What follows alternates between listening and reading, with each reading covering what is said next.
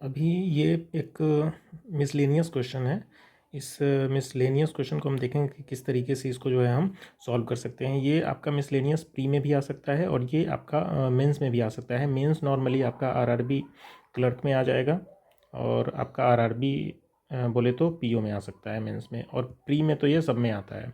तो ये मिसलेनियस है और इसको किस तरीके से सॉल्व करते हैं। अमूमन जो सबसे पहले जो लोगों के दिमाग में आता है इस तरीके के क्वेश्चन को सॉल्व करना, वो क्या होता है और जो इसका एक्चुअल तरीका है वो क्या होगा। अगर आपको इससे बेस्ट तरीका मालूम है तो वो भी आप बता सकते हो कि क्या बेस्ट तरीका इससे हो सकता है। सबसे पहले देखते हैं कि लोग इस तरीके के क्वेश्चन को पढ़ने के बाद किस तरीके से सॉल्व करते हैं। सबसे पहले यहाँ पे क्वेश्चन क्या कर रहा है उसको एक बार पढ़ लेते हैं। सबसे पहले बोल रहा है कि ऑड डिजिट को क्या करना है, ये भी जो भी दिया हुआ है ये डिजिट, इसमें ऑड डिजिट को डिक्रीज करना है यानी कम करना है एक से। उसके बाद इवन डिजिट को क्या करना है, इंक्रीज करना है एक से।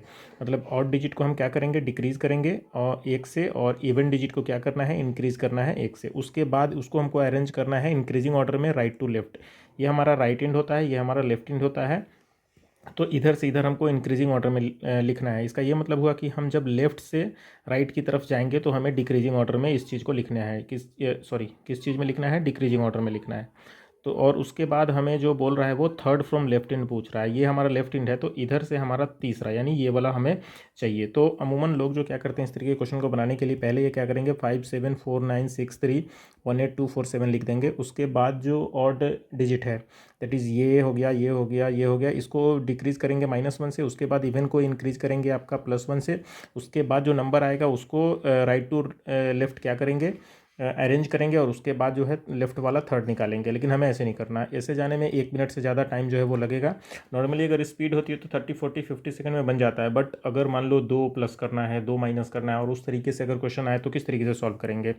और तो देखते हैं कि डायरेक्ट अप्रोच जो है, इस तरीके के क्वेश्चन का डायरेक्ट अप्रोच क्या बनता है, कि किस तरीके से डायरेक्ट अप्रोच में इस तरीके के क्वेश्चन को हम सॉल्व कर सकते हैं। तो हमें मालूम है क्वेश्चन पढ़ने के बाद कि ऑड जो है, ऑड में हमें क्या करना है, -1 करना है, इवन में हमें क्या करना है, +1 करना है। तो हमें जो चाहिए वो तीसरा नंबर चाहिए लेफ्ट साइड से। लेफ्ट साइड से कैसा कितना नंबर चाहिए, तीसरा नंबर। तो हम 4 5 नंबर को जो है डिक्रीजिंग ऑर्डर में लिख देंगे जो नंबर दिया हुआ है। जैसे एक नंबर है 9, एक नंबर है हमारा 8, और 2 बार 7 है, और 6 है। ये हमें कहाँ तक आ गए, 3 2 5 आ गए। हमें चाहिए तीसरा नंबर। यहाँ पे अभी 7 दिख रहा है, लेकिन हमें करना क्या है, ये 8 को अगर मान लो एक डिक्रीज करते हैं तो कितना आ जाता है, 8 को इवन है तो इंक्रीज करेंगे तो 9 आ जाएगा, 9 आ जाएगा 8, यानी पहला दूसरे स्थान पे जो है ये दोनों कैप्चर कर लेगा। तो तीसरे स्थान पे क्या होगा, 7 एक घट के पीछे चला जाएगा और 6 एक घट के आगे चला जाएगा, यानी तीसरे स्थान पे 6 एक बढ़ के आगे आएगा तो 7। तो हम इस तरीके से 7 आंसर होगा। तो हमें ऐसे ही क्वेश्चन को जो है अप्रोच करना है कि पहले देखना है कि इंक्रीजिंग डिक्रीजिंग में क्या दिया हुआ है, उसके बाद हमें क्वेश्चन पे डायरेक्ट जंप करना है कि हाँ थर्ड फ्रॉम लेफ्ट हैंड बोला है तो ये लेफ्ट हैंड से थर्ड होगा, यानी फर्स्ट सेकंड थर्ड।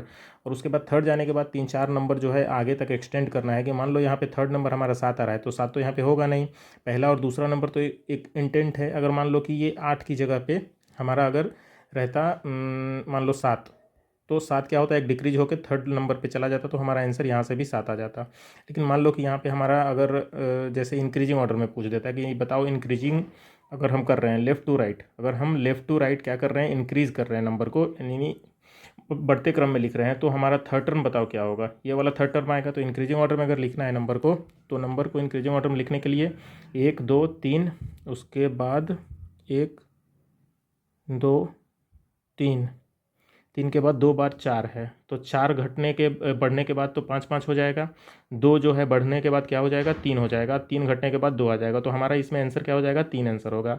अब लगेगा कि 3 यहाँ पे भी है, 3 यहाँ पे भी है, 3 आंसर कैसे हो सकता है, ये दो वाला एक बढ़ के 3 हो गया है, इसलिए इसका आंसर जो है वो 3 है। ये दूसरा क्वेश्चन मैंने बताया। इस क्वेश्चन का आंसर जो है 7 आ रहा है, जो कि 8 7 और 6, यानी 6 घट के नीचे जाएगा, 6 बढ़ के जो है ऊपर आएगा, इसलिए थर्ड लेफ्ट में थर्ड डिजिट पे हमारा 7 आंसर होता है। इस तरीके के क्वेश्चन को इस तरीके से सॉल्व करना है।